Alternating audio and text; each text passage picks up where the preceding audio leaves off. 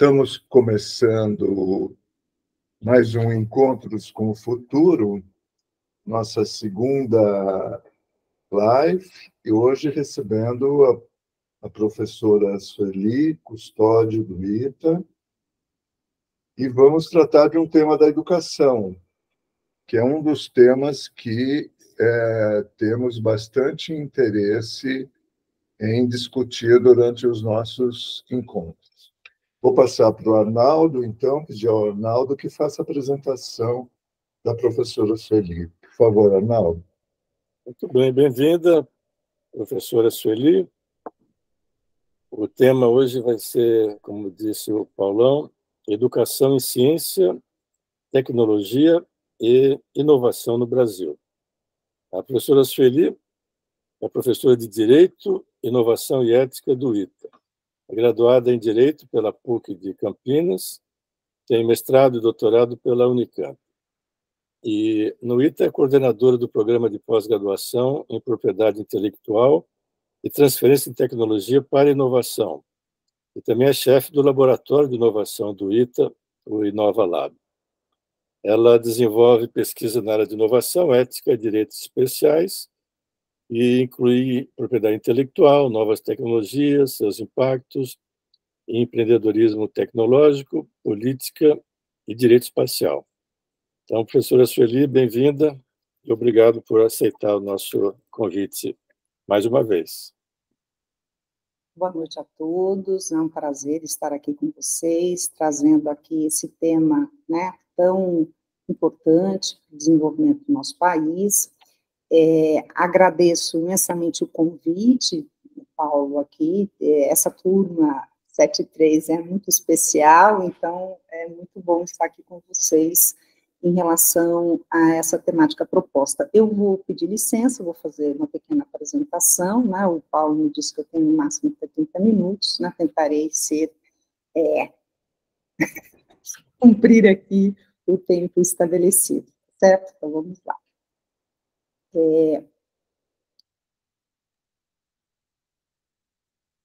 Está subindo, só falta pôr em tela inteira, ou já está?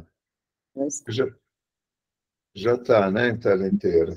Então, tá certo. Bom, o tema proposto, né, pela comissão organizadora foi Educação em Ciência, Tecnologia e Inovação, e, obviamente, que com essa temática, os desafios e também as oportunidades. É interessante pensar aqui, até pela complexidade da discussão, qual vai ser o percurso dessa interlocução qualificada que a gente está se propondo a fazer hoje. Então, pensei no contexto dos desafios da ciência, tecnologia e inovação, os desafios na educação, uma vez que é o nosso título, barreiras de acesso e permanência, que a gente consegue identificar, assimetrias e desigualdades para se pensar não só a plataforma científica, mas também tecnológica, e, obviamente, a discussão da pesquisa e desenvolvimento, trazendo aqui uma discussão mais ampla de inovação e quais caminhos a gente pode percorrer. Nessa medida, né, eu trouxe aqui um tema, né, e um texto que circulou bastante entre os alunos, e a gente vai tentar apresentar aqui uma engenharia reversa. O que eu quero dizer com isso? Pensar os desafios do século XXI, mais especificamente de formação, a partir de uma grande discussão, né, apresentada aqui pelo Fórum Econômico Mundial, o ano passado, onde cito, né, a parte que foi circulada entre os nossos alunos e ex-alunos. Prevê-se que as tecnologias agrícolas, as plataformas e aplicações digitais, o comércio eletrônico e o comércio digital e a inteligência artificial resultem numa perturbação significativa do mercado de trabalho, com proporções substanciais de empresas, prevendo a deslocação de empregos nas suas organizações. As funções que mais crescem atualmente em relação ao seu tamanho são impulsionadas pela tecnologia, digitalização e sustentabilidade. Bom, como essa discussão, ela ingressa na nossa temática do dia de hoje, levando em consideração, portanto, esses desafios que começam a traçar não só um perfil profissiográfico desejado, mas também estabelecer condições necessárias para se pensar competências e habilidades na formação desses profissionais. Mas quando a gente faz isso, a gente tem que entender que essa questão ela é bastante complexa e ela está aqui associada a uma série de questionamentos e apontamentos. Vamos fazer aqui um recorte bastante singelo e sem grandes pretensões. Então, a gente está colocando aqui a educação, que é a matriz da nossa discussão de hoje, levando em consideração o quê? Né? Que plataforma científica e tecnológica se apresenta a partir do desafio proposto anteriormente de entender que perfil de egresso nós estamos aqui desejando. Ora, para isso, eu tenho que entender duas coisas, né? Que modelos de negócios, produtos e serviços estão sendo inseridos nesse mercado de trabalho, onde você tem uma competitividade, cadeias globais cada vez mais, né, complexas, ao mesmo tempo que eu estou associando esses negócios a esse mercado de trabalho e essas relações de trabalho. Então, como que a educação entra nessa educação? Vamos tentar aqui trazer aqui alguns apontamentos que não são absolutamente conclusivos, mas que podem trazer para a gente reflexões importantes dentro desse processo, cenário e panorama. Vamos lá. Olha, quando a gente fala isso, a gente não pode perder de vista dos impactos que esse processo vai se dar. Então, eu estou falando aqui, primeiro, esse impacto intelectual dessa formação, no qual essa plataforma de conhecimento é muito importante, sobretudo nesse processo de inovação.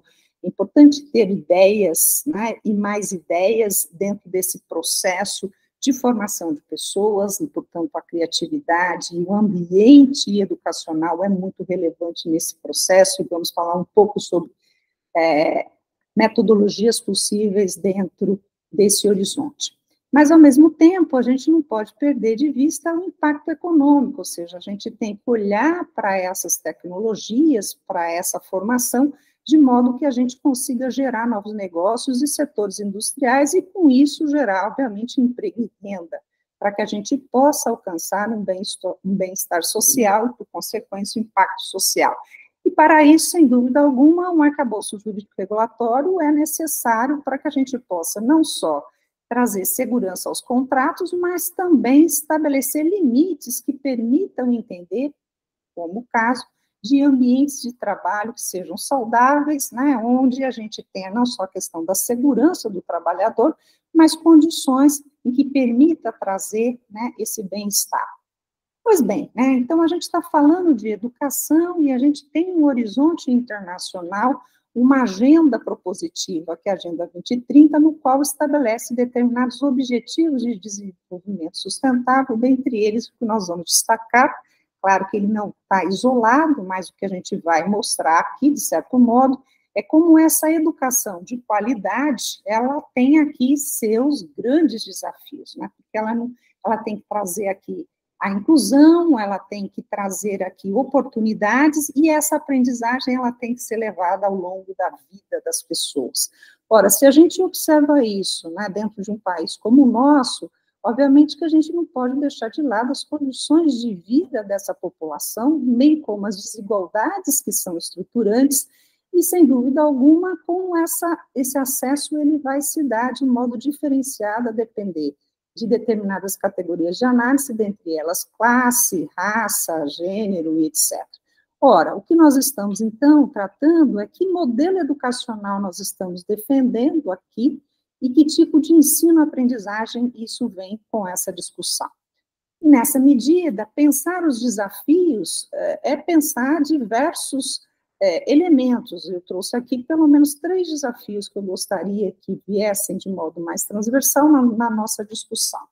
Então, o primeiro desafio, percebam que eu coloquei no centro, né, toda uma formação em STEM, né, ciência, tecnologia, engenharia e matemática, e a partir dali estabeleci relações, trazendo aqui, portanto, 3 desafios. O primeiro deles, tentando entender como as condições de acesso e permanência são importantes, uma vez que essa formação nessas áreas de ciência e tecnologia trazem para a gente a oportunidade de uma autonomia e capacidade tecnológica do país. Ora, isso não é uma equação simples, porque para isso a gente tem que perceber que o nosso país é bastante diverso, né? E, nessa medida, como é que eu amplio essa base científico-tecnológica, levando em consideração algumas características que são particulares no nosso país, e também de entender que quanto mais diversos forem esses processos, a gente consegue ter uma base importante, né, de não só recrutar novos talentos, mas de criar uma base sustentável para que a gente possa ter aqui, de fato, né, um alcance da autonomia e capacidade tecnológica. Sem dúvida alguma, isso vem trazer para a gente um terceiro desafio, que é entender esse sistema educacional e como ele se estabelece. Claro que se nós fôssemos aqui olhar, né, essa ponta, toda essa cadeia, nós teríamos uma discussão desde a educação básica, passando pela graduação e pós-graduação, levando em consideração a importância de uma formação continuada desse egresso, e trazendo aqui um entendimento das necessidades dessas conexões profundas entre a educação básica e programas de graduação e pós-graduação. Eu não vou me atentar a essa discussão, sobretudo de educação básica, mas vou trazer um olhar mais particular dentro desse aspecto da graduação e pós-graduação, levando em consideração uma variável, que para a gente aqui vai ser importante, vou tentar demonstrar isso, que é tentar trazer um maior número de mestres e doutores em uma determinada área, né, dentro desse processo aqui. E aí a gente trabalha o contexto das áreas STEM, né, e da área de ciência, tecnologia, engenharia e matemática, mostrando que isso não é uma questão local, ao contrário, né, a gente tem já na gestão do Obama uma consolidação, né, de um planejamento estratégico, onde são definidas áreas de investimentos federais com políticas específicas e que trazem aqui 5 metas diferentes. A primeira delas é na formação de educadores nesta área, para que a gente consiga ter uma formação sólida, tanto em ciência, tecnologia, engenharia e matemática. Segundo, é pensar que essa educação ela tem que estar inserida em determinados ambientes educacionais com ofertas não só de disciplinas, mas, sobretudo, de atividades extracurriculares. E, com isso, a gente visa trazer aqui a ampliação e acesso a cursos de graduação nessas áreas, com o aumento da oferta, não só de conteúdos de ciência, tecnologia, engenharia e matemática, mas, sobretudo, com o incentivo de parcerias das universidades com as empresas, que é um ponto muito caro que a gente vai discutir, não só no que diz respeito à tecnologia, mas, sobretudo, à área de inovação. E eu não poderia, obviamente, deixar de tratar a questão das iniciativas visando a inclusão de mulheres nas áreas de STEM, aqui no Brasil, só para vocês terem uma ideia, no censo de 2022, né, a gente tem já a evidência da maior parte da população ser de mulheres, ou seja, um ativo importante que a gente não pode deixar de olhar e cuidar desse processo para que a gente consiga ter fixação de profissionais nessas áreas. Mas vejam só, quando a gente está falando de barreiras de entrada e permanência nessa área, eu não estou falando exclusivamente da questão de gênero, ao contrário. A gente tem aqui elementos, eu tenho certeza que a próxima convidada, né, quando for tratar da educação básica, vai expor aqui um detalhamento maior da questão do acesso à educação básica, mas eu queria falar um pouco mais, conforme expus, da questão da graduação, levando em consideração, né, a pós-graduação e, sobretudo, a forma de se pensar a fixação dessas pessoas, tendo aqui um planejamento de carreira e, sobretudo, de ser uma área bastante atrativa, né, considerando a gente identificar aqui a fuga de talentos. O que nós estamos evidenciando, sem dúvida alguma, é o problema de acesso aos cursos de formação, de profissionalização no ensino superior, seja ele secundário ou profissionalizante.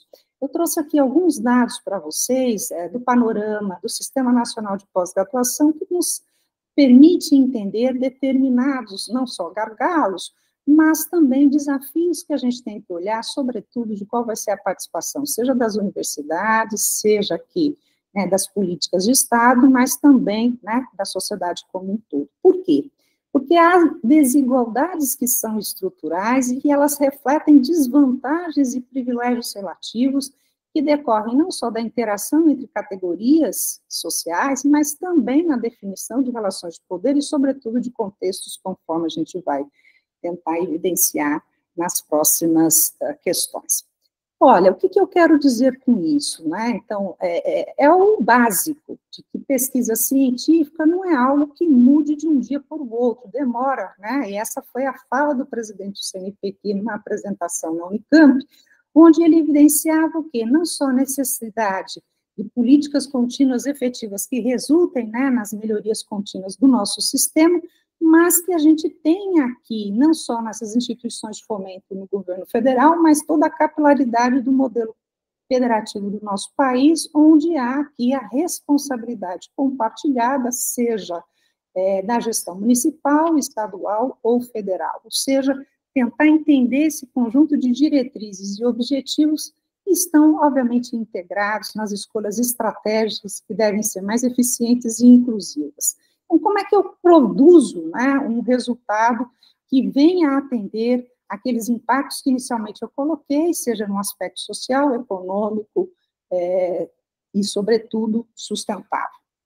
Só para vocês terem uma ideia, quando a gente olha a evolução do alcance da pós-graduação, desde o início da sua criação na década de 70, a gente vai percebendo aqui, né, todo um movimento de capilarização e de nucleação de formação de pessoas, e é disso que a gente está observando, né? Então, a gente percebe claramente uma evolução, mas quando a gente olha mais atentamente esses números, essas regiões, a gente tem ainda um longo caminho a percorrer no que diz respeito a formar pessoas para a área de ciência e tecnologia, e, sobretudo, para a inovação. Só para vocês terem uma ideia, o Brasil, né, em relação ao número de doutores a cada 100 mil habitantes, de 2005 a 2017, ou seja, a gente teve um avanço importante, mas a gente tem aqui uma escala muito significativa comparada a outros países. Então, a nossa esquerda tem aqui, né, essa apresentação dos números de doutores. É claro que eu posso ter argumentos dizendo que não preciso de mestres e doutores para ter inventores, etc. e tal, mas eu tenho que ter uma base sólida de formação, senão eu não consigo alcançar, né, as metas e, sobretudo, os resultados que a gente percebe dos países desenvolvidos. E do lado direito, a gente tem um dado interessante, que é mostrar a evolução dos ingressantes na pós-graduação no Brasil de 2015 a 2022, observando aqui mestrados e doutorados acadêmicos e mestrados e doutorados profissionais. Percebam que a gente tem aqui toda uma queda, exceto aqui, né, o mestrado profissional, em que a gente está tendo aqui um aumento. Isso nos coloca a entender que perfil profissional é esse, levando em consideração que boa parte das vagas do mestrado acadêmico e doutorado acadêmico, elas estão aqui ociosas. Ora, então, tentar trazer e elevar o percentual de mestres e doutores da população é entender quais são as áreas estratégicas conforme inicialmente nós expusemos. E se vocês observarem aqui os números que foram apresentados aqui pela pós-graduação, a gente tem um decréscimo de 2015 a 2022, tanto em agrárias, biológicas, exatas e terra, mas no caso das engenharias, isso se evidencia mais ainda com 28%. Ora, então, como que eu, né, vou dar conta desse objetivo, que é global, de formar pessoas, levando em consideração que uma queda e um desinteresse de ingressantes em relação à nossa pós-graduação? Se eu levo o recorte de docentes por gênero e região, eu tenho aqui alguns dados interessantes. De novo, a engenharia tem aqui, né, um percentual bastante expressivo de 76% masculino, 24% feminino. Não se esqueçam aqui do dado que eu pus a vocês, que o último censo que nós tivemos no país mostra uma população majoritariamente feminina, que a partir da faixa etária dos 19 anos, você tem ainda um aumento maior. Do outro lado, por região, se você pega, por exemplo, o estado de São Paulo, e você pega toda a região de Nordeste, a região de Nordeste tem um número menor de docentes do que, por exemplo, o estado de São Paulo. Ora, então, quando a gente pensa um projeto de país, a gente tem que entender, né, quais são as escolhas e as estratégias que nós vamos definir aqui. E, nessa medida, um outro ponto fundamental é qual é o perfil dos pesquisadores que nós temos hoje no Brasil e a participação das universidades públicas, sejam elas federais ou estaduais. De novo, a gente olha aqui para o servidor público uma concentração maior, né? E aqui do CLT, né? Uma concentração menor em colaboradores e aposentados. Isso mostra para a gente que dentro desse ecossistema, as universidades públicas, sejam elas federais ou estaduais, têm um papel importante a desempenhar. E quando a gente olha aqui de novo, né, verificando a evolução de como essa pós-graduação ela vai se dar, a gente percebe um aumento expressivo nessa área profissional. Acho que isso traz para a gente um dado importante para a gente entender, né, que competências e habilidades, ou essa forma de ensino-aprendizagem, a gente tem que inserir nesta configuração. E aí, né, quando a gente olha os programas e como eles estão sendo avaliados, a gente, só para vocês terem uma ideia, para aqueles que não conhecem, o programa de pós-graduação, ele é avaliado de 0, né, de 1 a 7, aqui, e sendo que a gente tem maior concentração da nota 4, né, que é uma condição da maior parte dos programas existentes no país. E quando eu olho a origem, a procedência desses programas, percebam que a maioria absoluta é de pública federal, ou tem um percentual muito significativo da pública estadual, e uma participação aqui também das instituições particulares. Ora, o que eu quero dizer?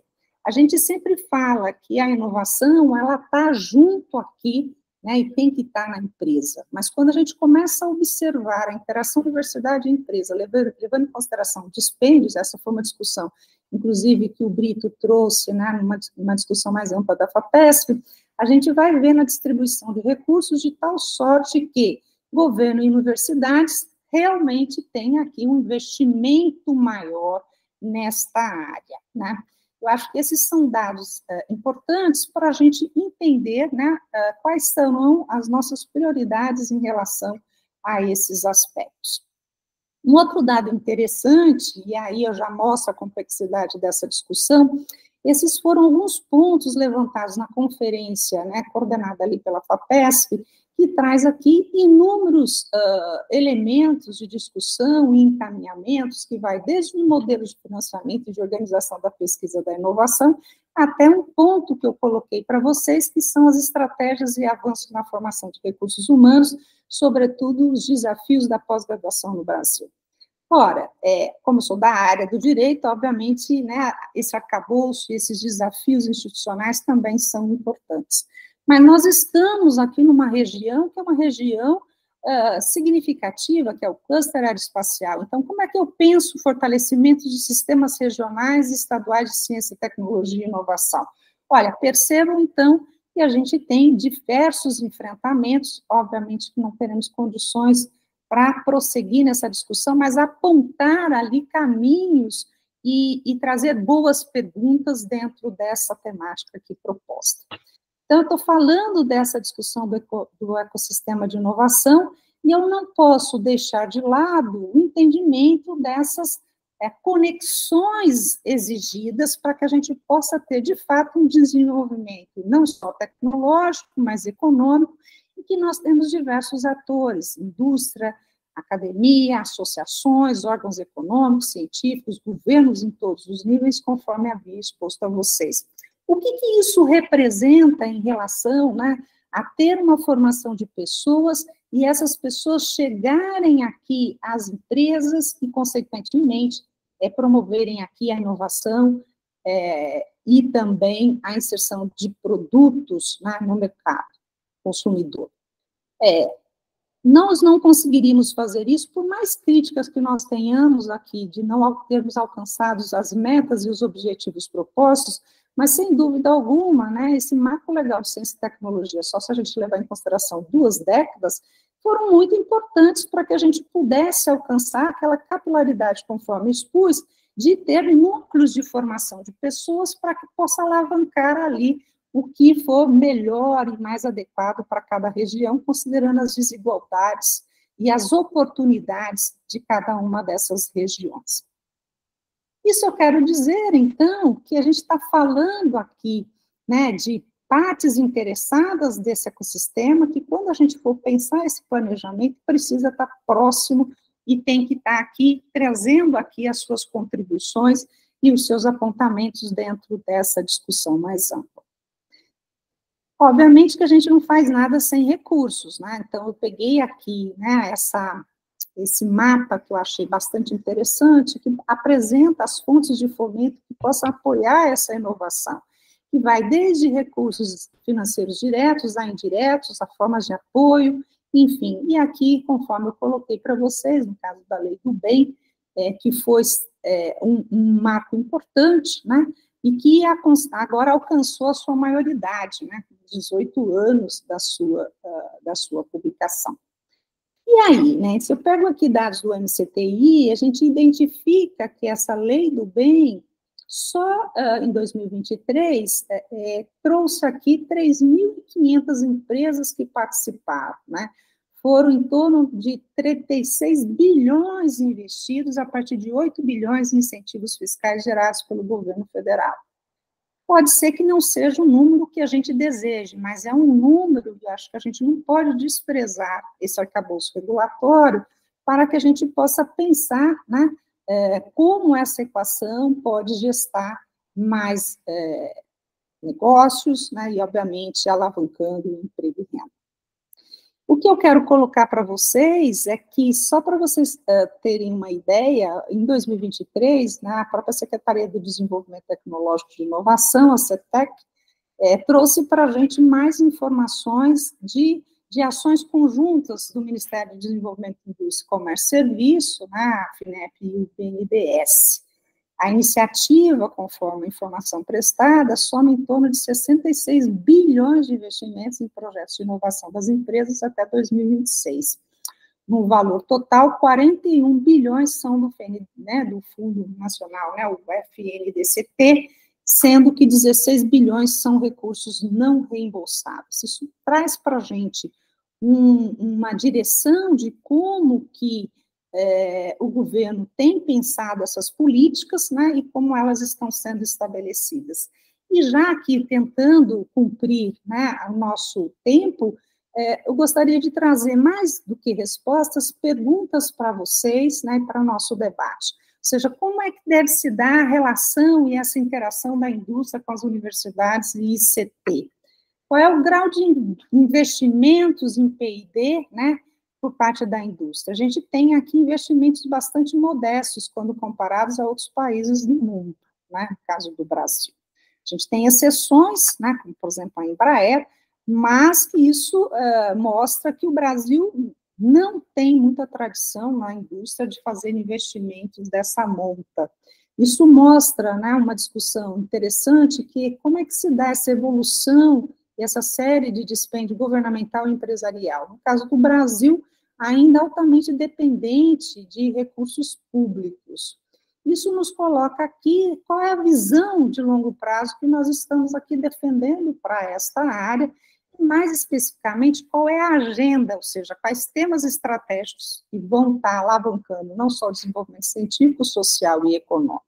Por quê? Porque nós temos recursos bastante limitados e, obviamente, que a gente tem que entender que, ao tomar decisões, a gente tem que saber priorizar quais são as metas, os objetivos e as ações que nós vamos executar.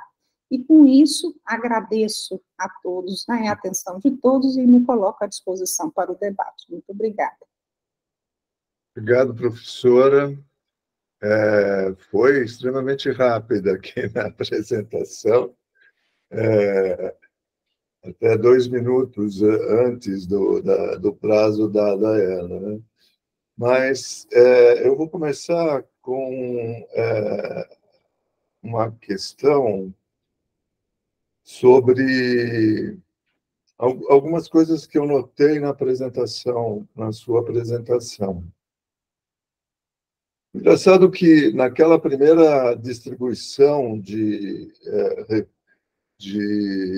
dos países e os investimentos, acho que dos países, o Japão não difere muito no número de cientistas, né, em relação a 100 mil habitantes do Brasil, né? E a gente vê a estrutura montada no Brasil privilegiou muito a formação de capital humano, seja na pós-graduação, no mestrado, no doutorado, e, de certa maneira, nisso o Brasil teve sucesso, formou pessoal, mas hoje o que se vê é muito uma fuga de cérebros, né? Fuga pessoal qualificado para trabalhar nas empresas do exterior, e na área de computação, por exemplo, o pessoal vai para o Google, tem várias pessoas trabalhando, formadas e trabalhando fora. No Brasil, a indústria caiu, né? Hoje, a indústria, o setor industrial, representa 14% da produção em relação aos outros setores. O setor dominante de produção é o agronegócio, é a agricultura, mas o setor industrial diminuiu durante esse processo, né? E parece que a lei do bem parece que não andou funcionando direito, no sentido de colocar essa ponte entre criação de conhecimento e produção de inovação, que as empresas, onde o lugar mais, vamos dizer, o mais adequado para a inovação é a empresa, é na empresa que faz. Então, me parece que faltou além dessa relação da universidade com a empresa, faltou também um olhar para o papel de desenvolvimento das tecnologias, né? Faltou esse papel de integração entre o que a universidade faz e o que a empresa faz, de tal maneira que haja sinergia para que se produzam novos processos e produtos. Então, eu pergunto, assim, numa análise inicial, né, o que aconteceu, né, onde erramos, de certa maneira? Porque essa política não é de hoje, ela está, como você mostrou, desde 90, e os programas de pós-graduação no Brasil começaram na década de 70, que nós, inclusive, participamos desse processo como alunos, né, da pós-graduação. Então, essa questão fica assim, é um espanto. O que é? Onde deu errado? Eu acho, obrigada, Paulo. Eu acho que você traz uma questão central, né? Eu acho que esse é o grande debate do papel da universidade, as pontes, né? Do equívoco de entendimento inicial de que as patentes têm que estar na universidade, não nas empresas, por exemplo, né? De entender aqui o processo. Mas a gente tem aqui alguns caminhos para tentar trazer uma certa luz a essa discussão. Eu queria eleger pelo menos 3 aspectos. O primeiro deles é que quando a gente olha, né, a cultura organizacional brasileira e compara com outros países, eu acho que o Brito foi muito feliz nessa apresentação ali junto à FAPESP, quando ele traz aqui alguns dados que me parecem ser bem esclarecedores. O primeiro deles essa dificuldade de você buscar colaboração, né, de tentar trazer essas pontes entre a universidade e as empresas, a indústria. Né? Eu poderia pensar, por exemplo, que talvez as vocações sejam distintas, esse é um caminho de se pensar. Enquanto a universidade quer mostrar e detalhar tudo, né, a empresa está lá sob sigilo, segredo, né, segredo industrial, ou seja, o conhecimento e a disseminação do conhecimento são processos bem diferentes. Então, talvez essa seja uma dificuldade de como eu reunir esses pesquisadores, né, e esses empreendedores para a gente conseguir chegar a uma posição ótima. Então, essa é uma explicação. Há outras, né, que é a questão dos desafios do empresário brasileiro em relação, seja ao sistema tributário, seja à burocratização, ou seja, ele tem que olhar para muitos lugares, e ao fazer isso, acaba não tendo ou uma situação confortável de investimentos robustos, considerando as oscilações, né, e fatores externos que interferem sobremaneira sobre essa gestão, ou até da condição de permanecer nessa atividade empresária, né? Se você olha, por exemplo, no caso das startups no Brasil, os dados que estão sendo estabelecidos nessa direção, a gente identifica que você tem um prazo, um período em que você tem uma incidência bastante expressiva de empresas que não conseguem continuar, considerando diversos fatores, um deles, inclusive, é a própria capacitação, né? Tem uma outra frente explicativa, que essa que é a curiosa, que eu achei, né, na apresentação do Brito, quando ele faz o levantamento de um dado, claro, que não é suficiente, mas é um dado bem interessante, que é de publicações de funcionários das empresas, né, na área científica, e 80% dessa publicação, inevitavelmente, tem uma parceria com as universidades. Olha só. E aí ele pega e expõe o seguinte, olha, o processo para crescer nesse caminho parece não ser tão longo assim, considerando que de toda a produção acadêmica produzida nessa pesquisa de desenvolvimento e da publicação, 80% já tem essa parceria. Então, por que não está funcionando, né? Por que não está funcionando? Eu acho, e aí um outro dado interessante que ele nos traz é de várias publicações e parcerias de empresas estrangeiras e não nacionais, ou seja, o que está acontecendo que a gente não consegue ser eficiente nessas pontes, né, com a indústria nacional.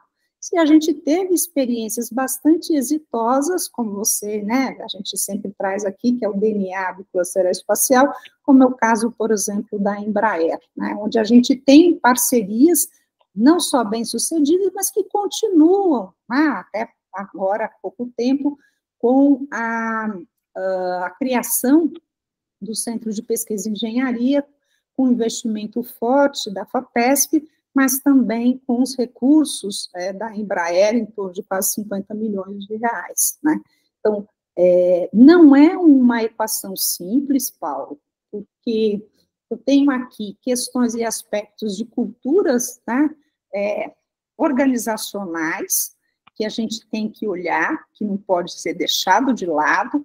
A gente tem descontinuidades de políticas, de investimentos e estímulos, que também impactam sobremaneira na continuidade do desenvolvimento, e você sabe disso.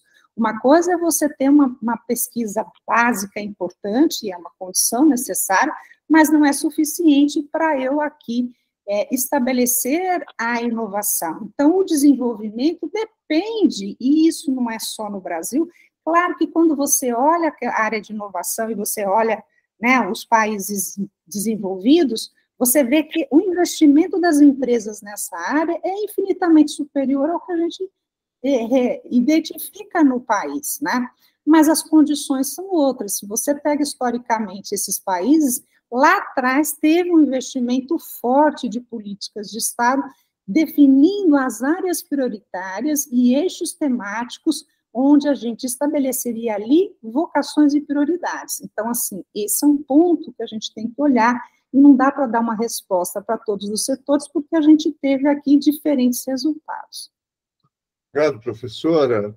Eu vou pedir que os colegas levantem a mãozinha eletrônica ali para perguntas, e vou passar para o Arnaldo fazer a próxima pergunta, que a gente já tinha combinado antes, né? Fala, Arnaldo. Muito bem. Eu tenho duas perguntas um pouco mais distantes desse tema que foi discutido agora pelo Paulo. A primeira tem que ver com a necessidade e interesse da indústria. Nos Estados Unidos, se nota nos sites de empregos e mesmo anúncios de empresas mostrando uma tendência crescente de contratar pessoas não tanto mais pelos seus diplomas, e sim pelas suas habilidades, né? Em alguns casos é mais evidente. Por exemplo, as empresas aéreas americanas exigiam curso superior para contratar pilotos. E desde a década de 70, 80, isso foi sendo eliminado. E há 2 anos atrás, a última empresa que exigia isso, que era a Delta Airlines, já não requer curso superior, né?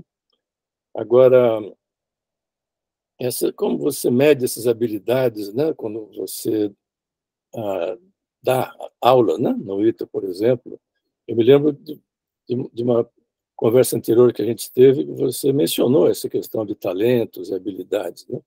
Agora, isso, se a tendência é essa, não desvalorização dos diplomas, né, e mais habilidades, como é que fica a formação dos estudantes, né? A segunda pergunta é mais ampla ainda, que é a inteligência artificial, né? Os seus alunos têm usado claramente isso, e isso também muda totalmente a formação das pessoas, né? Por exemplo, memorizar já não é necessário. Nós tínhamos colegas da nossa turma que faziam contas de 337 vezes 450 de cabeça, né? Quer dizer, hoje, qual é a vantagem disso? Hoje é mais importante você ter um pensamento crítico, identificar quais são as fontes de informação confiáveis, né? A própria inteligência artificial, às vezes, não é, né? Mas como é que eles vão usar isso no sentido de poder confiar nessa informação, ou seja, tomar decisões melhor informadas? Como é que você vê todas essas questões nos cursos atualmente sendo feitos? Obrigada, Arnaldo. Acho que você trouxe aqui 2 pontos de reflexão, né, que nos faz, primeiro, né, enquanto educadores, avaliar qual é agora o nosso papel, né? Você deixa claro que, e eu estou convencida disso, né, não só porque os dados mostram claramente essa mudança de tendência, que o recrutamento não se dá mais pelo diploma ou mesmo a procedência, mas você tem formas de recrutamento e seleção que vai trazer aqui um perfil profissionográfico desejado, e você tem aqui um celeiro que é o mundo, não é mais territorial, né? Assim, quando você vai para a área de tecnologias, na área de informação, computação, você vê isso claramente. E uma das questões é de impactar nas relações de trabalho, onde tem um perfil de geração que não tem mais o desejo de fixar um determinado local. Então, você tem hoje países, inclusive, oferecendo vantagens para determinados profissionais, né, ficarem ali, e essa flexibilidade de trabalhar remotamente, por exemplo, ou seja, são novas configurações de trabalho. Então, isso já é uma realidade. E aí, a gente impulsiona uma questão que eu deixo de ser mais cartorial, não é mais um certificado que vai dizer que você está ou não habilitada a seguir, né, e ter aqui um grau maior ou menor de empregabilidade. Então, nessa medida, eu entendo que as universidades e as instituições de ensino superior, elas precisam se reinventar, né? Então, essa é uma discussão que a gente tem que fazer, mas, obviamente, que eu entendo e defendo, esse é o meu lugar, né, de uma necessidade e de como a gente pode colaborar. E olha só que coisa interessante que você expõe. Hoje mesmo eu recebi no laboratório 100 professores do Senai, do Sistema S. É uma discussão que a gente está tendo ali, de como a gente, né, começa... E uma das falas dos professores, né, dentro desse diálogo que a gente estabelecia, foi o seguinte: olha, como que a gente, né, inspira os nossos alunos, considerando que este celular, ou seja, né, esse smartphone, tem um universo aqui que é quase uma concorrência desleal em relação às metodologias tradicionais, né? Então, como é que eu, consigo trazer um ambiente atrativo para esse estudante, dele não se sentir perdendo tempo naquele local, e que, de fato, seja um ambiente de formação de pessoas. E aí veio a questão da inteligência artificial e das ferramentas que estão sendo disponíveis e as plataformas. E aí veio uma outra professora e disse assim: o que a gente identifica, a despeito dessa juventude já ter um letramento digital, não tem a formação sólida para fazer a seleção e essa rastreabilidade da verificação da informação, coisa que a pessoa mais velha, quando tem acesso a essa ferramenta, consegue ter uma visão mais crítica. Então, esse é um primeiro ponto que eu acho que a gente pode contribuir, né, trazendo a esses estudantes uma formação sólida, né, daqueles fundamentos, e um desses fundamentos é entender o contexto histórico, político e social, onde essas tecnologias são não só estabelecidas, mas empregadas, e se elas cumprem, né, as suas funções e destinações ali estabelecidas, até porque nós estamos falando de investimentos e recursos, e eles são finitos. Então, esse é um ponto.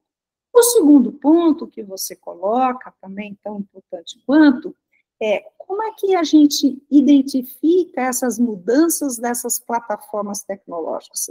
Ora, da mesma forma que a gente olha e identifica as revoluções, né, que nós tivemos ao longo da história. Nós temos mudanças, e eu acho que bom que nós tenhamos, porque senão você vai engessar as futuras gerações das suas escolhas, né? Então, eu não sou trágica em dizer que está acabando com tudo, mas a gente tem que entender que há uma mudança que, para nós, em alguns momentos é mais difícil, porque a nossa mentalidade, ainda, pelo menos a minha, boa parte dela é analógica, e fazer a transformação digital é um processo bem difícil por conta dos enfrentamentos. Se você olhar isso e levar em conta, e aí a discussão que a gente levou hoje para os nossos alunos, que é a computação quântica, né? Então, assim, como é que eu olho essas tendências e verifico, em termos de segurança, o que isso vai impactar e como isso vai impactar e qual vai ser a solução que a gente vai ter, né, em relação a essa questão, levando, por exemplo, em conta, né, a questão bancária, ou seja, como é que vai ser a criptografia, ou seja, todo esse sistema de segurança inicialmente estabelecido já começa a ser não é ainda uma realidade, mas isso não está tão distante assim, né? Então,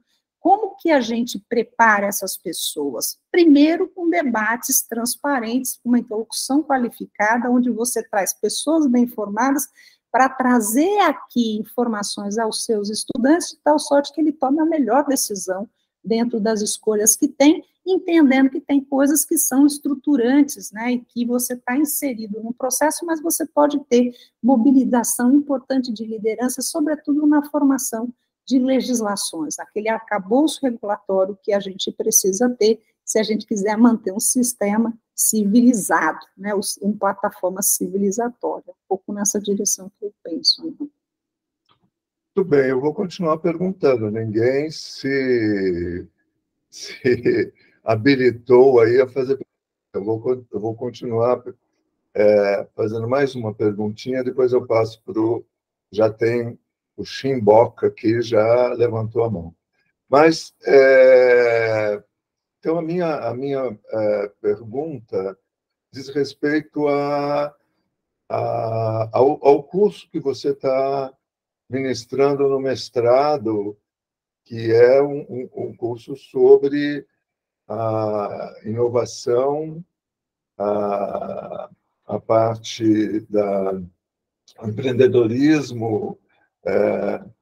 Essa é uma formação para os alunos na continuidade da sua formação acadêmica, um mestrado nessa área, me parece, né? E a segunda coisa é os clusters de tecnologias existentes no Brasil. Já começo a ver, por exemplo, o próprio ITA ocorre o primeiro curso, o primeiro campus universitário de uma universidade ou de um instituto tecnológico fora do estado em que ele está, é para atender uma área visualizada como a área de energia, principalmente pela entrada da energia eólica, fortemente no Nordeste, e também a energia solar, né? Então, a minha pergunta é assim, são esses dois temas: o teu curso e os clusters possíveis de desenvolvimento tecnológico no Brasil, olhando o Brasil como um todo. Paulo, veja só, a gente tem aqui diferentes perspectivas a depender do olhar que se tem, de qual parte do ecossistema de inovação você quer aqui ter a maior atenção, né? Então, o que eu estou colocando com isso? A gente já, em alguns momentos, tratou da questão da importância estratégica dos parques tecnológicos e dos sistemas, né, regionais de buscar aqui, conectar e trazer oportunidades, levando em consideração esse processo de formação. Então, quando a gente olha para essa formação no ITA, a gente olha para os nossos estudantes, e claro que a gente tem que trazer para eles condições deles seguirem diversas trilhas. A gente tem aqui, né, de vocês, situações bastante diferentes. Então, se ele quiser seguir a linha né, do empreendedorismo, ele tem que trazer aqui, ele tem que ter elementos para permitir uma boa tomada de decisão. Então, cada vez mais a gente tem trazido essa conexão com a indústria, as empresas, com o mercado, e levando em consideração que essa formação, ela passa hoje por muitas habilidades interpessoais. Então, as soft skills, elas ganham aqui uma importância relevante dentro desse processo de formação, até porque a gente percebe que muitos desses conteúdos e essas disciplinas, há algum tempo daqui, né, alguns anos, elas não vão existir mais. Então, é mais importante mostrar como você pesca do que você entregar o peixe. Então, é um pouco esse processo em relação a essa formação na graduação. E o ITA tem uma particularidade que permite que o aluno possa também fazer a pós-graduação junto, o mestrado junto. E nós tivemos este ano a oportunidade de entrar num mestrado em rede de propriedade intelectual e transferência de tecnologia. Hoje, nesse mestrado, que é o Profinit, tem 40 instituições do Brasil todo, né, participando disso. Então, essa rede nos permite trazer não só entendimento da vocação de cada região, e nessa medida você está colocando aqui desafios que são importantes, como matriz energética, que a gente está conseguindo, né? A semana passada eu estava até em Fortaleza e conversei bastante com os colegas nessa direção, mas eu entendo que hoje o ITA tem condições, não só pela sua experiência, né, e nessa formação, de trazer aqui conexões importantes regionais que vão alavancar a oportunidade de ter nucleações, por isso que a pós-graduação, Paulo, embora não seja definidora, ela é importante porque a formação de pessoas é relevante nessa direção, sobretudo se eu tenho diferenças tão gritantes aqui no país, como a gente observa a depender da região, né? Então, levar essa formação, observar aqui que as trilhas da engenharia, elas são importantes? Elas são, sim, mas elas também têm aqui a oportunidade de olhar esse empreendedorismo. A gente está vendo aqui, né, vários empreendedores super bem-sucedidos e que podem trazer para os nossos alunos e também para o nosso país um aprendizado de como a gente pode identificar e priorizar temas estratégicos de pesquisa, de desenvolvimento e de investimentos futuros, porque, conforme eu expus, os recursos são bastante limitados. Muito obrigado, professora. Eu vou passar, então, para o Chimboca. Peço que ele abra o microfone e que diga qual é o nome dele mesmo? Horácio. Horácio, pronto, Horácio. Diga. Muito obrigado, professora Sueli. Maravilhosa a sua apresentação, muito interessante. Eu queria trazer a discussão e pedir a sua opinião sobre o modelo ITAEX. Na verdade, um pouquinho de calma, eu quero aprofundar um pouquinho o que eu entendo disso. não, eu nunca falo de ITAEX sem prestar homenagem a esse tirano maravilhoso que se chama João Gomes, que foi a alma inicial e que realmente fez o ITAEX avançar até o ponto que ele está. Mas o ITAEX, na verdade, é a ponta do iceberg de uma coisa que se chama, nos Estados Unidos se chama os endowment funds, né? E no Brasil, os fundos patrimoniais. Os fundos patrimoniais no Brasil não tinham uma legislação adequada e, com isso, era quase impossível realmente ampliar o escopo dos fundos patrimoniais para a pessoa jurídica, porque o ITAEX, como a gente sabe, vive de contribuições individuais, de pessoas que contribuem, nas várias turmas do ITA, né, que contribuem com valores de pessoa física. Mas os endowment funds nos Estados Unidos, por exemplo, são todos baseados em pessoas jurídicas de grande poder aquisitivo que poderiam contribuir realmente para ter esse modelo funcionando. Ocorre que a discussão sempre foi no que se chama, né, a renúncia fiscal, porque quando é muito fácil dizer, não, você faz essa contribuição depois de pagar todos os impostos, então eu estou contribuindo com dinheiro que, em tese, é da minha família, que é o que o João Gomes faz. Ele fez e deu exemplo, e muitos de colegas italianos fazem hoje em dia. O ITAEX está aí, e acredito que quem conhece o ITAEX vai dizer que é uma experiência bem-sucedida.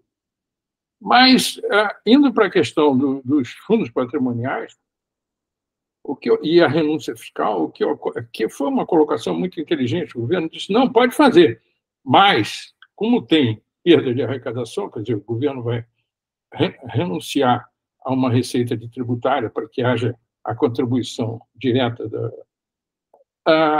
essa renúncia fiscal tem que entrar no orçamento da União. E, para isso, ela tem que estar prevista na LDO, que começa a ser trabalhada a cada ano, no meio do ano. O que eu acho, o que eu percebo é que nós não damos atenção suficiente para isso.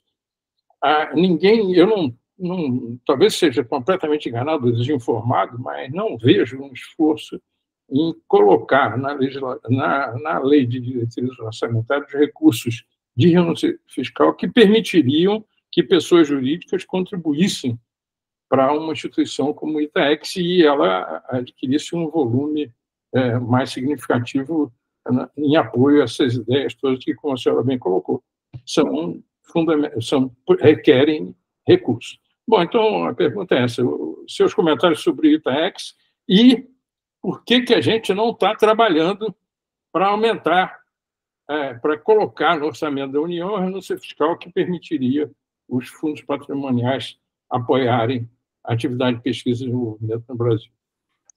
Olha, você me deu a bola para eu chutar para gol, né? Por isso que eu falo que tem que ter direito na formação de engenheiro, porque o que você coloca claramente é o arranjo jurídico institucional, né? E para isso a gente tem que ter lideranças se posicionando estrategicamente para fazer essas alterações, né? A gente não tem uma tradição nessa direção, então acho que essa questão, ela traz aqui evidências claras, né, de um dos exemplos de como a gente anda mal, né, a gente faz escolhas de arranjos jurídicos que poderiam estar, ao invés de burocratizando, facilitando, né, e trazendo aqui incentivo para essa participação maior. Eu posso te falar da ITAEX como usuário, né? Eu tenho uma excelente impressão, porque eu acho, me lembro do João Gomes, assim, só falar que, assim, como a experiência e o exemplo traz mudanças substanciais na cultura organizacional.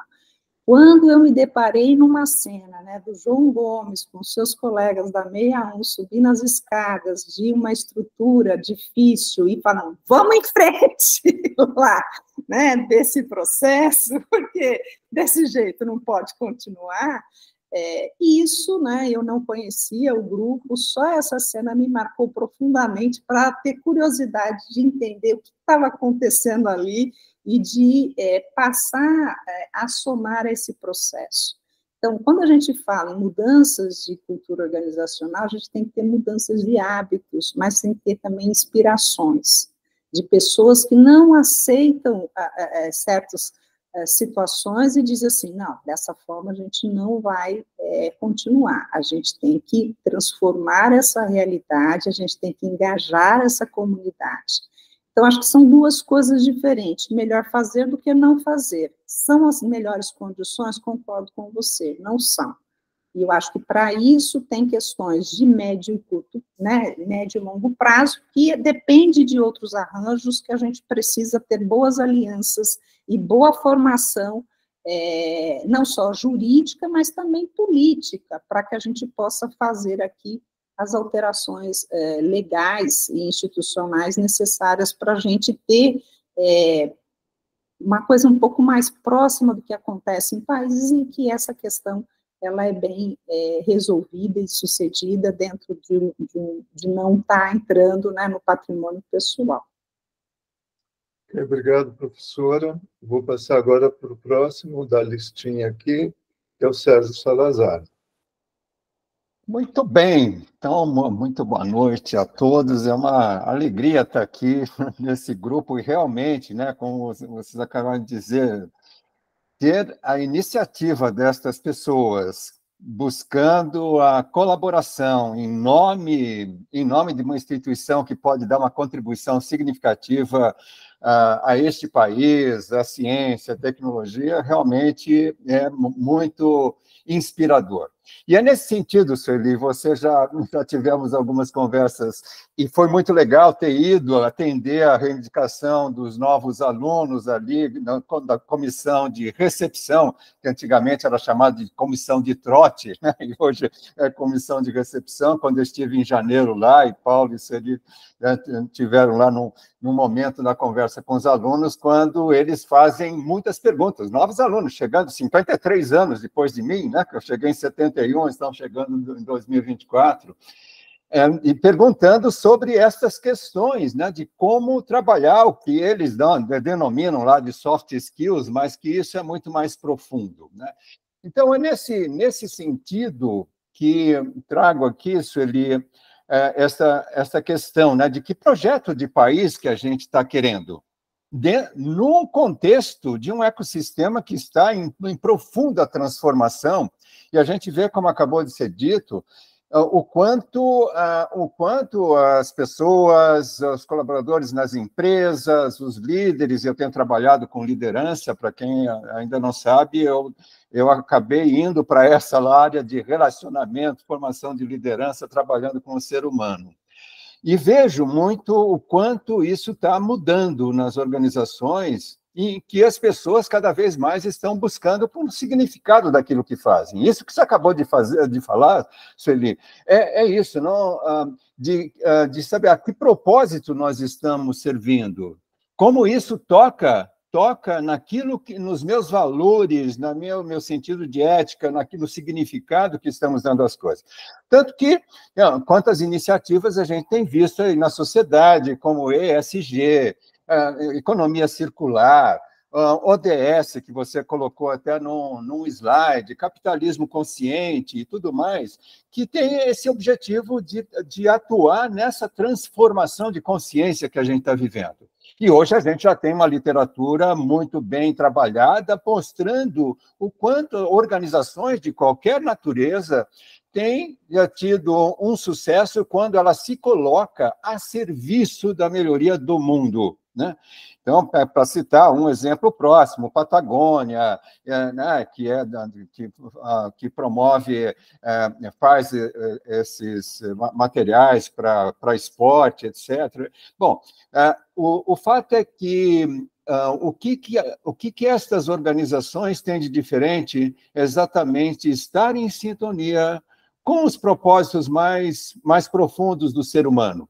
Tanto que essa questão dos Objetivos de Desenvolvimento Sustentável, que está aí por inspiração da ONU, hoje acabou motivando um outro movimento, até porque isso não andou o suficiente, dos ODIs, né, que são os objetivos de desenvolvimento interno das pessoas. Eu tenho participado de alguns encontros nesse sentido, e é um movimento internacional com muitas iniciativas, inclusive pessoas participando aqui no Brasil também, que é trabalhar o ser humano na sua essência para que ele possa se colocar a serviço daquilo que é prioritário, sim, e aí contribuir com a formação de tantas políticas públicas necessárias para que a gente realmente possa dar um avanço. O que a gente tem visto é quando a pessoa se sente engajada e mostra que aquilo tem sentido, seu engajamento, a sua disposição, a sua energia, ela é absolutamente diferenciada, né? Então, a gente lê o livro do Frederic Laloux, Reinventando as Organizações, ele traz todos esses princípios,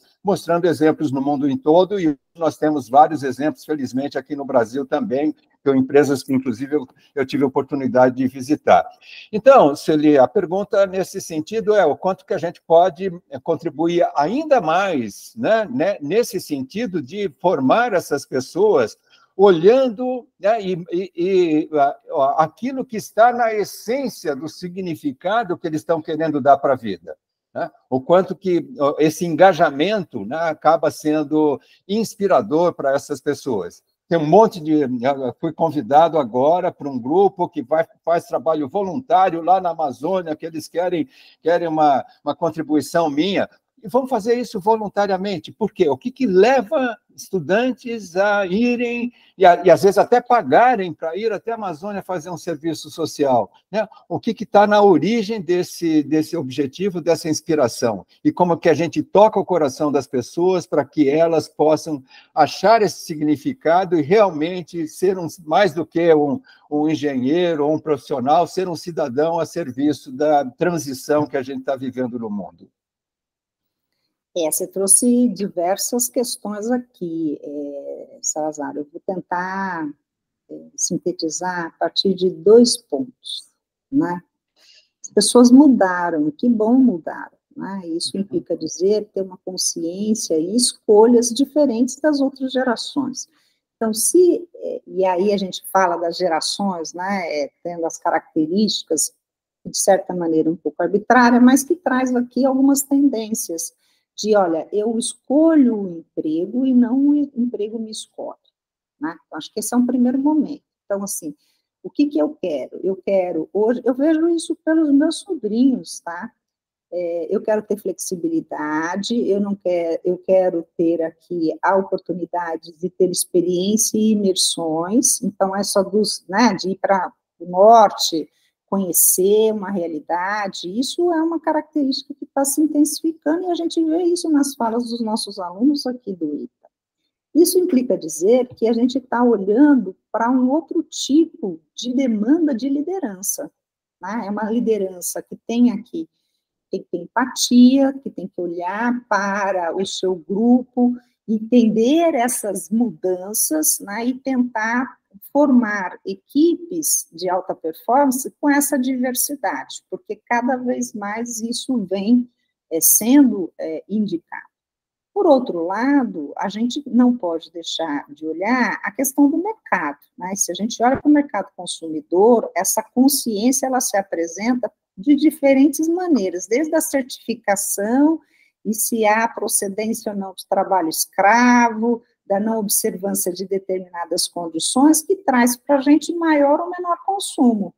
Então, a gente não está mais exclusivamente centrada na questão do padrão qualidade e segurança, mas existem outros fatores na tomada de decisão desse consumidor ou desse profissional que define se quer ou não trabalhar em determinado local, que vai trazer para ele aqui e vai agregar valor dentro da sua trajetória, que não necessariamente é sucesso financeiro, tá?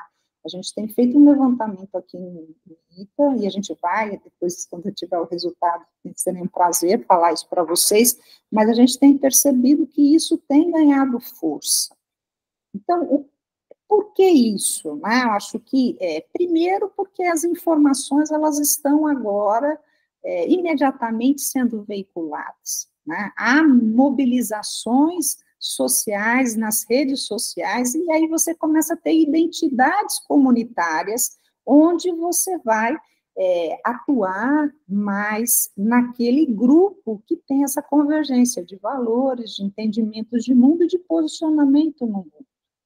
E isso tem ampliado, né, de modo bastante substancial. Esse é o grande desafio, né, do empresário hoje, de tentar entender qual é o seu mercado e como é que eu vou olhar para tantas diferenças assim.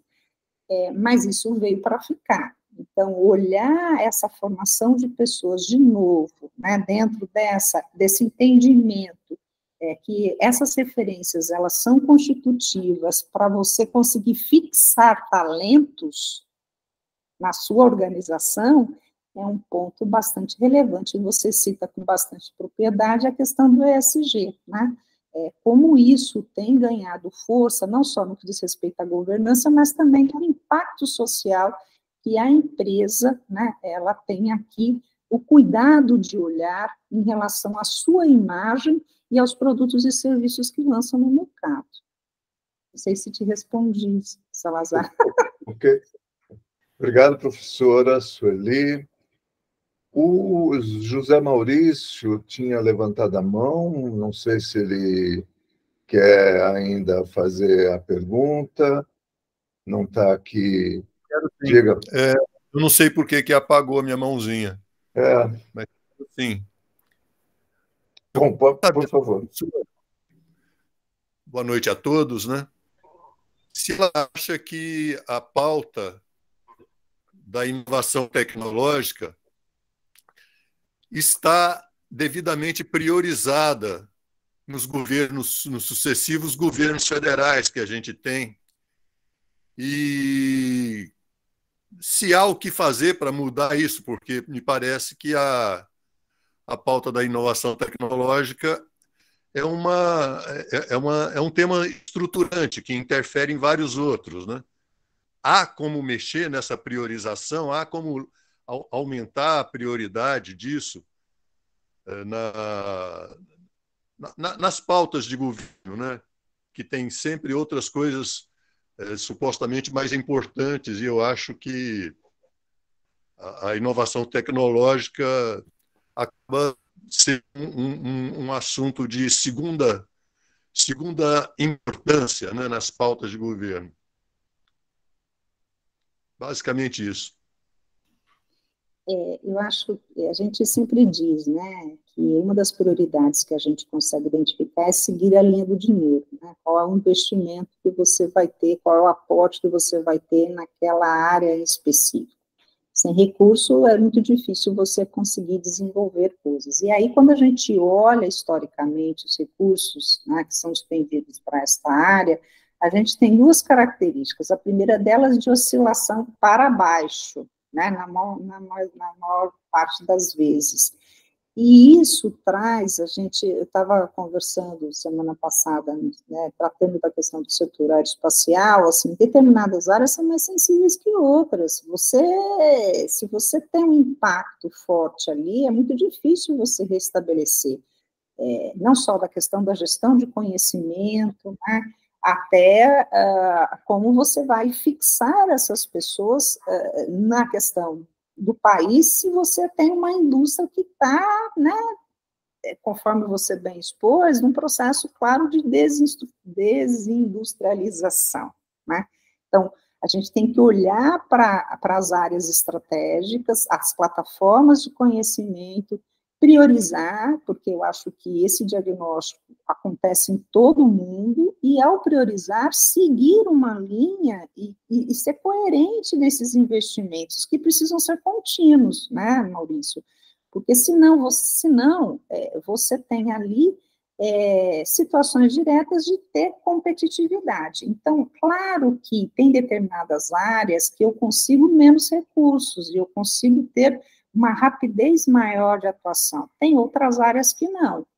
Então, o que se evidencia, claro que a gente tem prioridades da saúde e educação, mas a gente tem que entender que determinados setores, se não olhados atentamente, a gente não vai, né, mas perder o bonde, que agora é o Vante, né, mas a gente vai perdendo aqui espaços dentro dessa competição cada vez mais acirrada em que os players são globais. Então, como é que enfrento isso? Eu acho que discussões como essa, a partir das experiências que temos, existe um aprendizado aqui que não pode deixar de lado, e que a gente tem que trazer para o nosso debate de modo bastante honesto, né, e franco, o que a gente tem à mesa. E, a partir daí, as escolhas que nós vamos fazer em vista das prioridades que são estratégicas, né? Então, essa é a minha opinião, né? Não quero ser cética, vou trazer uma agenda positiva aqui, porque só o fato de nós elegermos esse tema para discussão já mostra que há uma preocupação com ele.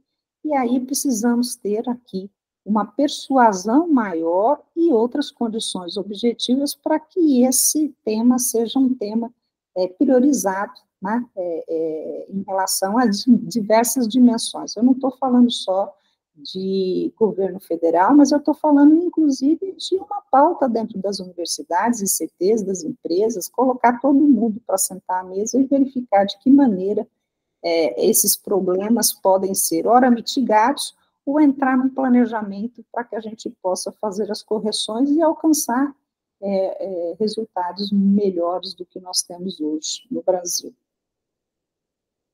Ok, professora.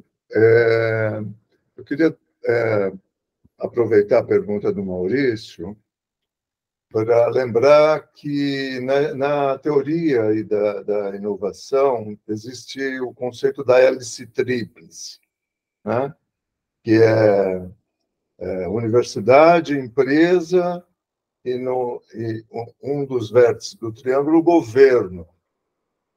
Agora, no Brasil, parece que a gente precisava, em vez de ter políticas de governos, a gente precisava ter uma política de Estado que permanecesse, né, as prioridades permanecessem, que governo passasse por conduzir o processo.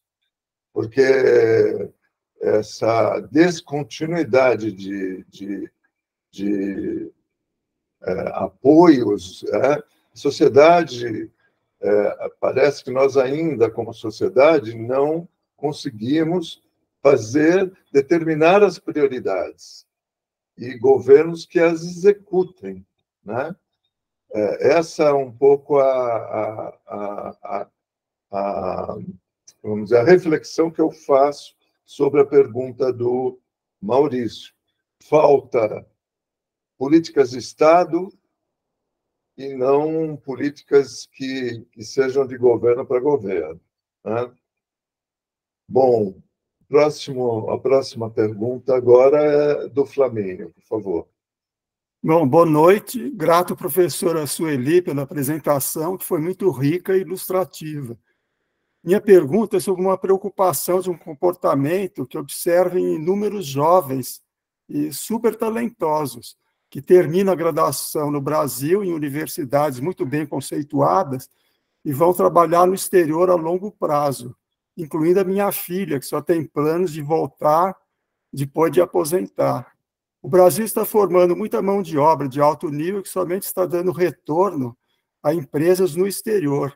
Esse problema tem solução a médio prazo? Como atrair os jovens talentosos para trabalharem no Brasil e reverter até o esvaziamento nos cursos de pós-graduação em anos recentes? Obrigado.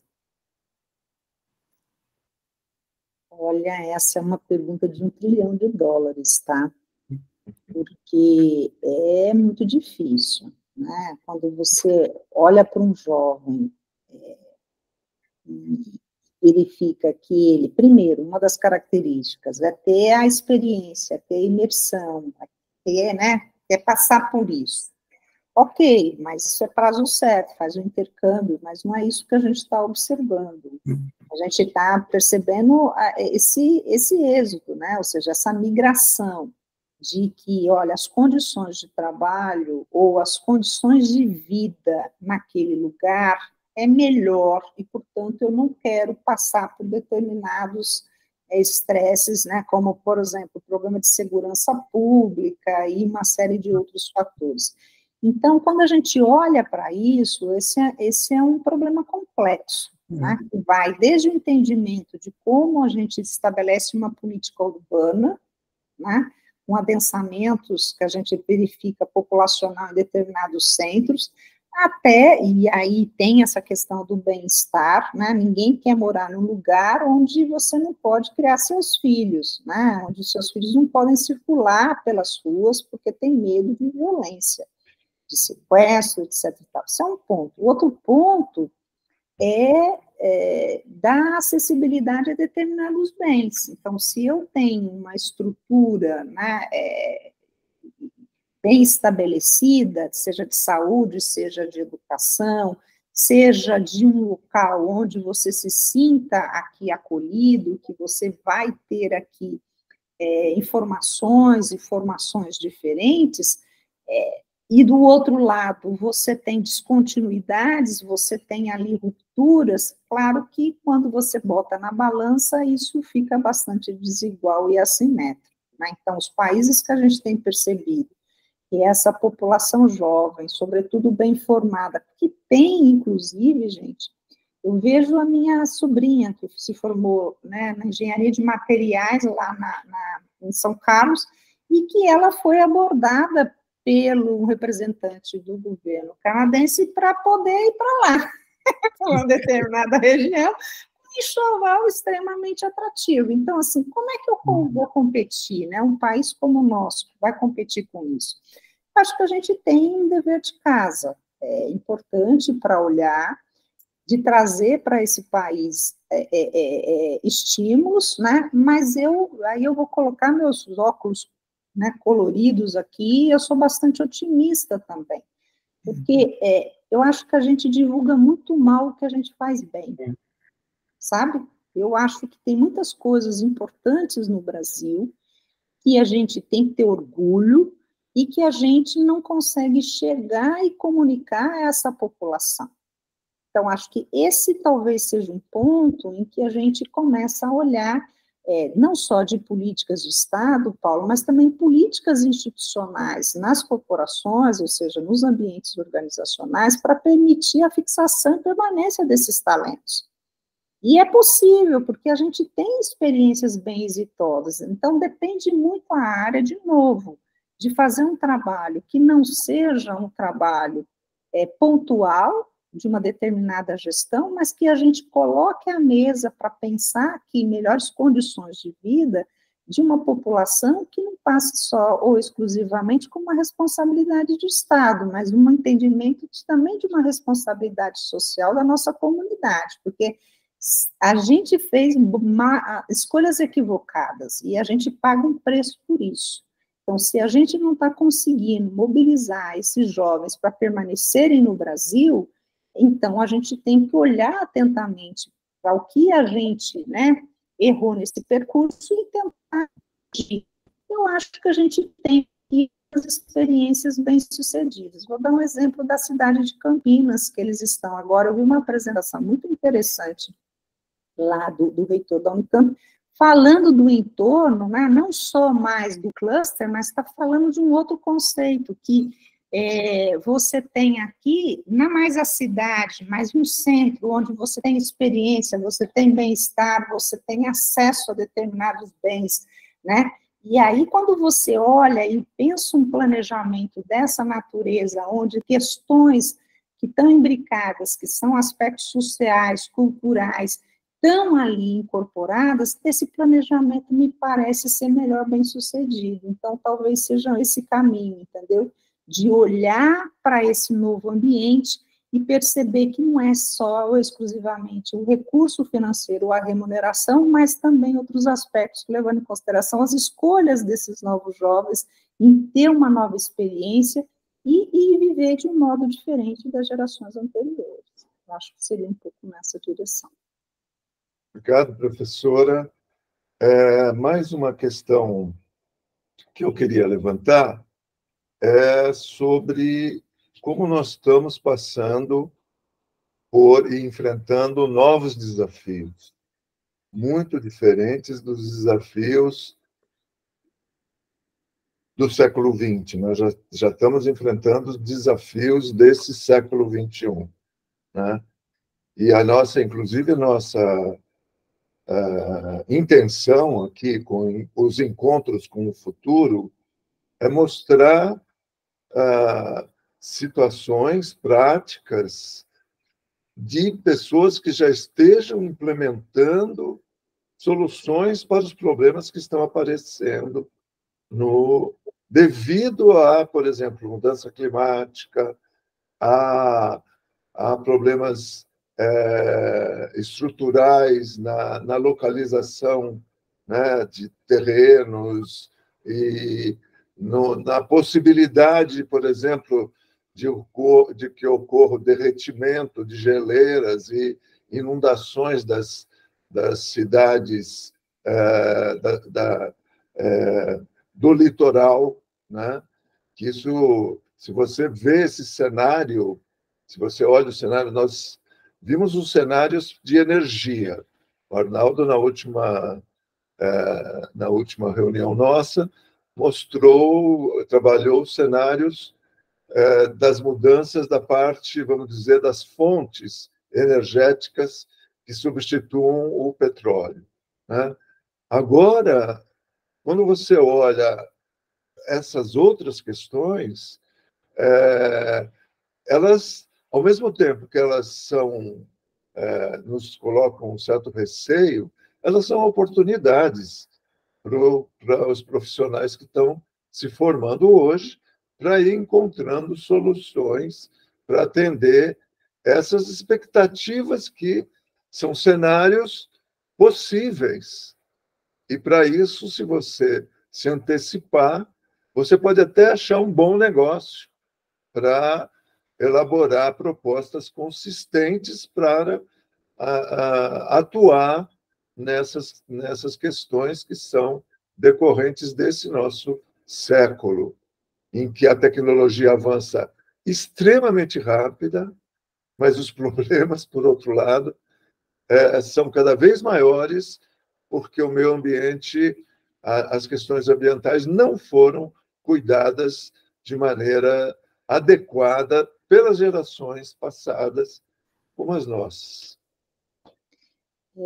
Paulo, esse é um tema central, né? Assim, eu não tratei disso aqui, mas essa discussão ela está muito associada a uma outra fase, né? E uma discussão da literatura, que é deixar de olhar os ecossistemas e começar a olhar o distrito de inovação, que é o que eu acabei de colocar para vocês, que significa o quê? Você tem aqui todo um sistema inteligente dedicado à geração de soluções para os desafios de desenvolvimento sustentável, né? Então, ao mesmo tempo que eu identifico os problemas, eu também apresento as oportunidades dessa nova geração de entender como essas questões elas estão intimamente interligadas. Então, para eu poder ter um bem-estar, eu preciso ter um mundo, né? Então, olhar para essas questões, como você mencionou, seja das questões climáticas, seja da questão da escassez de recursos, seja de entendimento de uma matriz energética alternativa, limpa, né? A gente tem hoje diversos projetos de grandes empresas e grupos econômicos olhando atentamente até por questões muito simples da dependência e dos impactos que isso está causando, e a gente tem percebido cada vez mais os resultados disso. O Brasil tem tido uma experiência, sobretudo na Amazônia, bem interessante nessa direção, de criar aqui, né, um mapeamento mais adequado, de perceber essas condições, seja de clima, seja de como isso no solo está sendo estabelecido, e criando uma cadeia importante, por exemplo, seja de bioeconomia, seja de biotecnologia, ou seja, novas formas de você desenvolver negócios, levando em consideração agora essas questões que nos são muito caras, ainda muitas delas não compreendidas adequadamente, ou seja, a necessidade de uma pesquisa nessa direção, né, de vários aspectos, mas também aqui pensando em alavancar, sobretudo para as comunidades que querem permanecer nessas regiões, Salazar, né, bem-estar. Então, você tem uma série hoje de tecnologias que estão sendo altamente inclusivas, né? Estão observando atentamente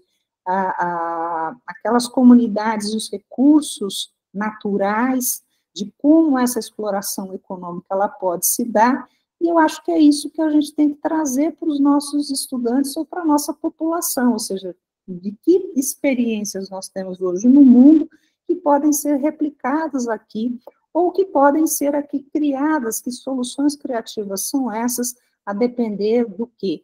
Dos nossos recursos, da biodiversidade, ou seja, a gente tem um potencial infinito, assim, infinito não, finito de exploração, mas que tem um espaço grande para a gente aqui pensar, viu, Arnaldo, respondendo para você, e estou me respondendo aqui, né, um dos nossos desafios enquanto universidade ou instituição de ensino superior, para trazer aqui nesse radar quais são as macro tendências e que tipo, né, de novas tecnologias a gente poderia aqui apresentar para os nossos alunos em termos de pesquisa e desenvolvimento também. Muito bem. Nós estamos chegando ao fim, então. Eu estou aqui com a saudação para a professora, para a todos vocês que participaram dessa nossa reunião, e nós vamos, então, começando a encerrar a nossa gravação, e agradecendo à professora pela palestra muito agradável, muito profunda, que a gente vai curtir durante um bom tempo assistindo a gravação, novamente, para refletir sobre ela. Obrigado, professora Sueli. Eu que agradeço, é sempre um